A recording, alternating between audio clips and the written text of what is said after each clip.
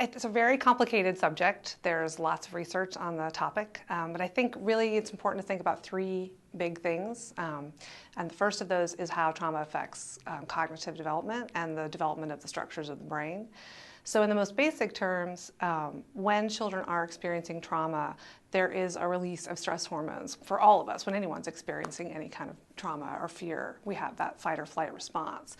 When children are having repeated traumatic events, there is an overabundance of that stress hormone in the brain, and we know that that causes actual damage to the development of the structures of the brain.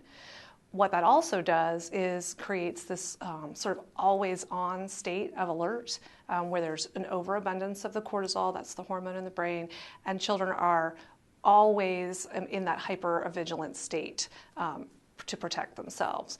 What that does as far as brain development is that sort of creates a situation where the other neural pathways are not able to develop as well as they should or in a timely manner during those critical periods. And so the parts of our brain that regulate decision-making, emotional regulation, judgment, all that higher order thinking is less developed when kids are experiencing repeated traumatic events. What that means for behavior is that we have actual cognitive delays for kids with a trauma history. They can have lower IQ, they can have problems with language development, they can have problems with judgment and decision making. And so in terms of behavior, if you think about how that kind of disrupted brain development impacts behavior, so much of the way we interact with the world is through language. When we're giving instructions to kids, we often use a lot more words than we should. We also expect that kids can make good choices, and so when we give choices, we think that they understand what those choices are. But if you have cognitive impairment, if you're having difficulty understanding language, you're going to have difficulty understanding what you're supposed to be doing in those situations. And the typical strategies that we might use with kids who don't have that kind of impairment are not going to be as effective. So that's one big area that it affects behavior. The second thing you really need to think about is the issue of attachment. And again, we could have an entire class on attachment, but the basic, most simple level, we know that a secure attachment is the foundation of all further development, that we need to have that secure attachment during those early years. Children who have been traumatized, particularly from their primary caregiver, have really disorganized attachment because the person from whom they're going to go to feel safe, to learn trust, to learn that the world is a predictable and loving place, is also the person that is perpetrating this scary and traumatic event on them. And that is incredibly confusing. In order to understand the world, it doesn't make a lot of sense. And so these children don't know how to trust the world around them. They feel like they don't know how to get their needs met. And so that foundation for future relationships is very much impaired.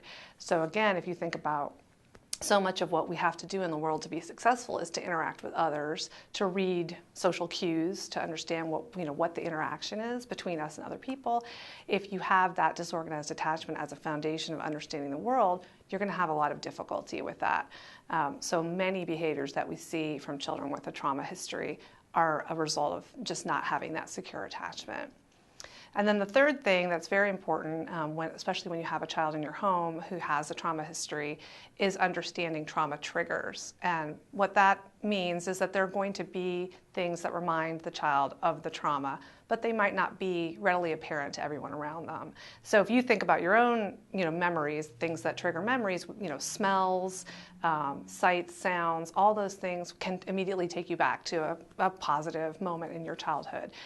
With children who have a traumatic history where that's been the majority of their experience, those exact same triggers take them back to this very scary place. But they may not be evident to us. So it might seem like a normal transition from going to bedtime, but something about that event, the lighting, the location, triggers a traumatic memory, and the child's going to react as if that's happening at that time. Those reactions are behaviors that children developed in order to stay safe, and so they were very adaptive behaviors. However, we might see them as bad behaviors or negative behaviors. So it's really important to understand that Those reactions are important. They help the child survive. They help the child get through a very difficult experience. And it's going to take a while to unravel that. So it's important to try to understand as much as possible of the child's history so that we can start to look at these trauma triggers and help them move past them.